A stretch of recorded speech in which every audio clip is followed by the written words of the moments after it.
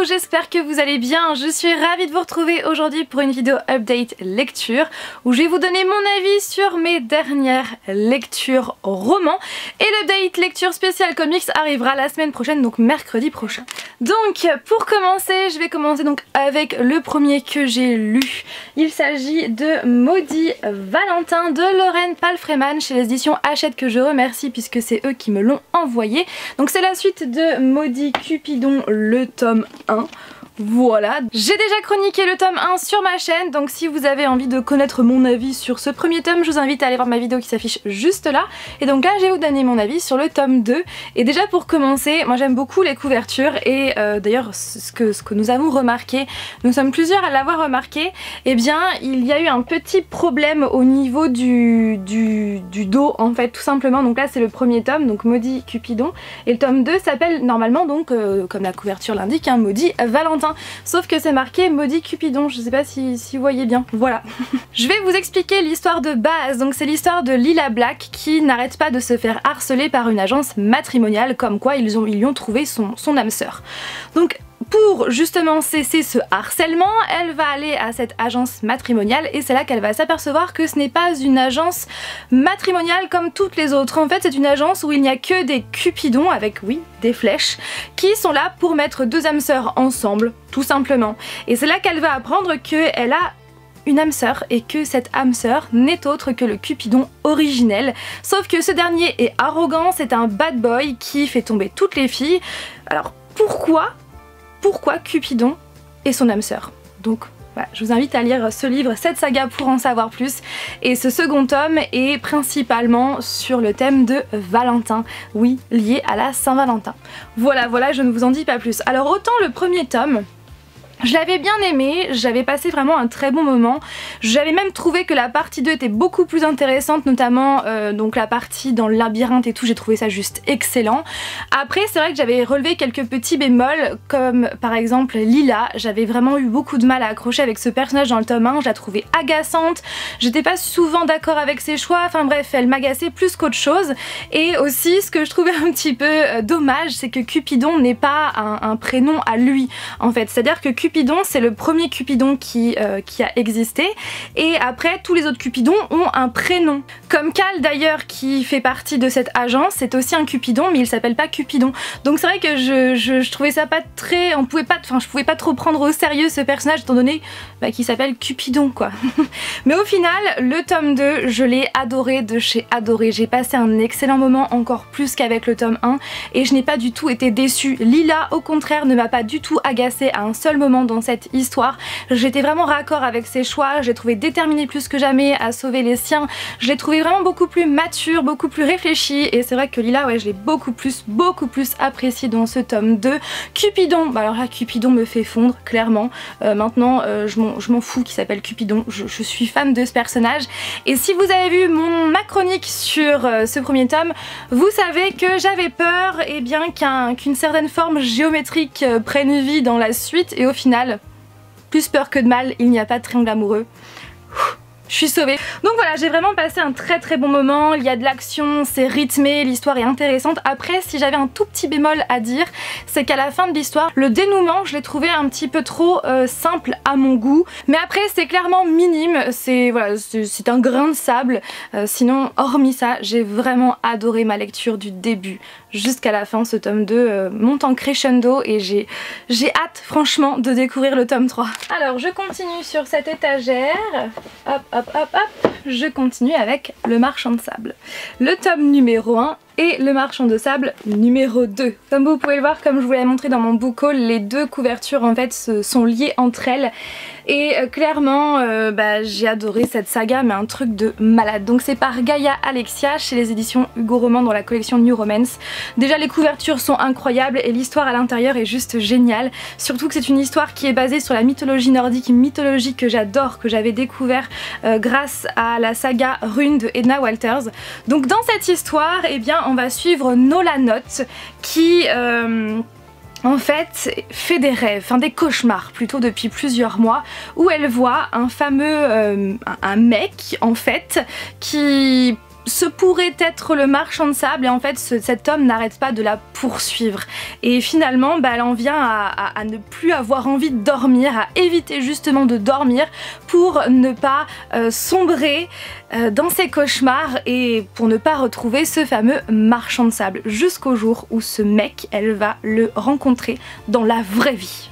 Voilà, donc rêve, réalité, cauchemar, tout ça, et c'est là qu'elle va découvrir la mythologie nordique et que finalement elle est plus réelle qu'autre chose et je ne vous en dis pas plus. Et franchement j'ai passé un excellent moment, c'est hyper prenant, c'est addictif, c'est enivrant, c'est hyper intéressant parce qu'en fait Gaia Alexia s'est servie en fait de la mythologie nordique avec des vrais personnages de la mythologie nordique et elle a romancé tout ça et je trouve ça juste génial, je trouve ça hyper intéressant. On a Odin à l'intérieur, on a Loki, il y a le dieu de la lune, la déesse du soleil, la déesse de la nuit, enfin bref c'est hyper intéressant. En fait j'ai lu le tome 1 et dès que je l'ai terminé je n'avais qu'une seule envie, c'était de lire le tome 2 mais en général voilà j'évite d'enchaîner 2 tomes consécutifs d'une même saga pour ne pas faire un trop plein tout simplement. Donc j'ai lu Maudit Valentin entre temps et j'ai enchaîné ensuite avec le Marchand de Sable tome 2.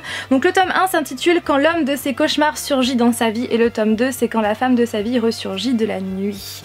Et c'est vraiment une romance qui est hyper originale, qui sort des sentiers battus, qui sort des romances classiques qu'on a l'habitude de lire et c'est vraiment hyper intéressant. C'est bien rythmé, on a des révélations, c'est addictif, c'est extrêmement bien écrit, la plume de Gaia Alexia est vraiment fluide, hyper addictive et donc on a majoritairement le point de vue de Nola avec par moment le point de vue d'un autre personnage que je ne vous citerai pas pour ne pas vous spoiler et c'est clairement ouais, une duologie qui va à l'essentiel, c'est une romance qui va à l'essentiel, il n'y a pas de fioritures, on va à l'essentiel et franchement elle se suffit à elle-même, voilà, pas besoin de plus, pas besoin de moins, c'est vraiment, vraiment une saga enfin une duologie que j'ai juste adoré et que je vous conseille si vous êtes fan des romances fantastiques avec de la mythologie nordique ou si vous avez tout simplement envie de découvrir une romance sur la mythologie nordique. Il y a quelques temps, j'ai lu Promise to Lucifer de Carlin Mertz chez les éditions Lips & Co que je remercie encore puisque c'est eux qui me l'ont envoyé. Et si vous avez envie de voir mon avis, si vous avez envie de savoir pourquoi j'ai eu un coup de cœur, parce que oui, effectivement, j'ai eu un coup de cœur, je vous invite à aller voir ma vidéo favori, voilà, puisque c'est dans cette vidéo où je vous détaille tout et où je vous explique pourquoi j'ai eu un coup de cœur.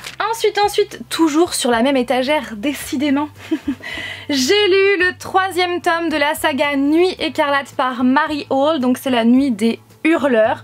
Donc sachant que j'ai lu le tome 1 je crois l'année dernière, donc qui s'intitule Le Carnaval Diabolique, gros coup de cœur clairement. Ensuite j'avais lu Le Club des Morts, pareil gros coup de cœur et donc là j'ai lu enfin le 3e qui n'est pas le dernier tome. Le dernier tome c'est le 4e qui va s'intituler Red Rain qui est sorti pour le moment en VO et pas encore en VF, j'ai vraiment hâte. Pour vous expliquer l'histoire de base, c'est l'histoire de Pandora qui est une néphilim mi-démon mi-humaine et elle fait partie en fait d'un carnaval diabolique, donc un carnaval qui est tenu que par des néphilim et chaque néphilim a un péché capital à l'intérieur, donc a un démon à l'intérieur. Donc par exemple Pandora elle a le démon de la luxure et voilà, donc elle a en charge la grande roue, son ami Luc a en charge je sais plus quel manège, enfin il est aussi le directeur de ce carnaval, bref voilà.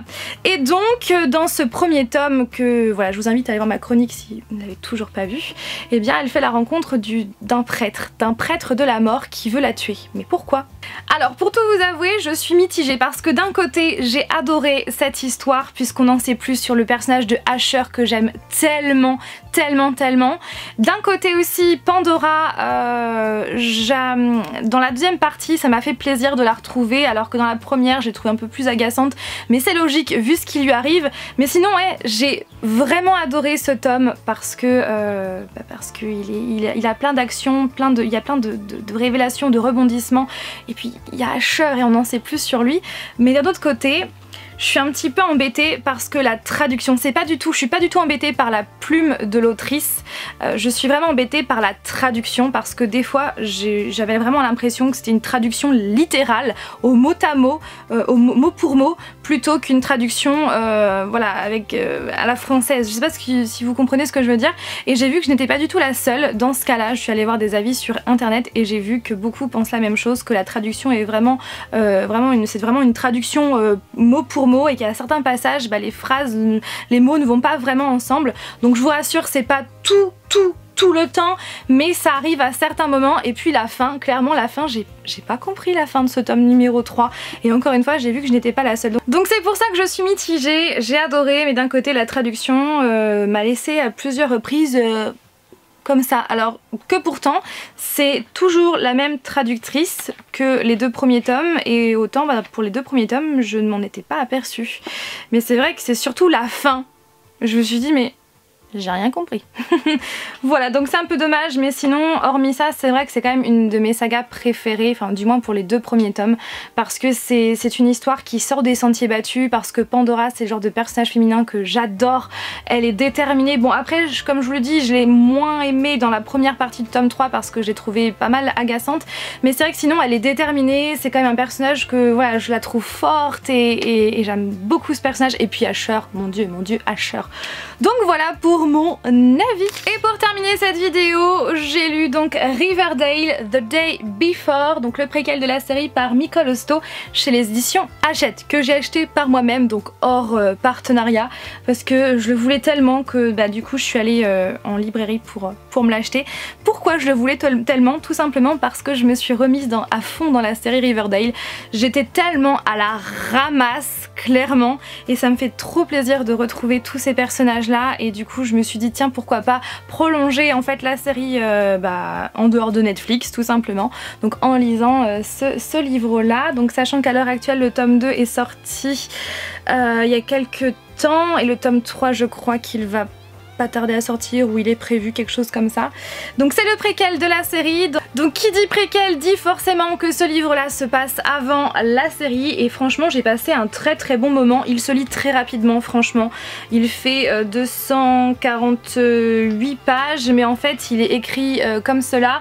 Et puis vous avez donc comment dire, entre chaque point de vue, donc vous avez à chaque fois le point de vue de Betty, Jughead, Archie et Veronica, et entre chaque point de vue il y a donc soit des petites affiches comme ça, des SMS, il y a aussi des mails. Donc c'est vrai qu'il y a certaines pages qui se lisent très rapidement, et j'ai passé vraiment un très bon moment.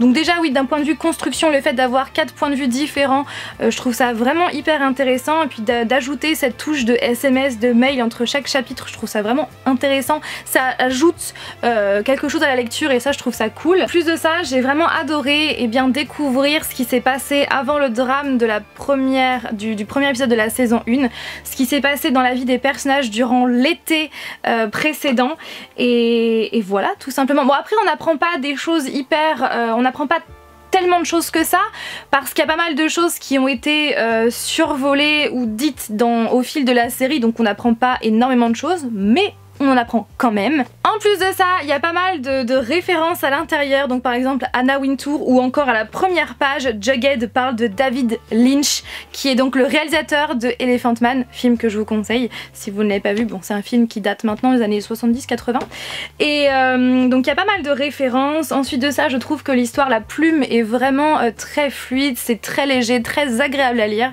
Après, ce n'est pas non plus la meilleure histoire de tous les temps, mais c'est bien sympa à lire, surtout si vous êtes fan de la série Riverdale, c'est clairement sympa à lire. Voilà, tout simplement.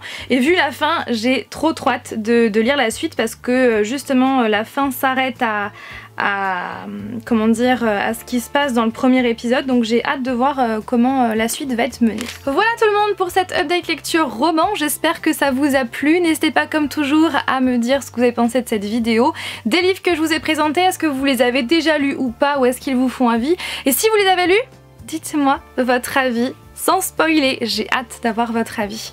Voilà, donc la semaine prochaine je reviens pour un update lecture comics, et sinon en ce moment ma lecture du moment, c'est donc en termes de roman, c'est Perfect Illusion de Claudia Tan.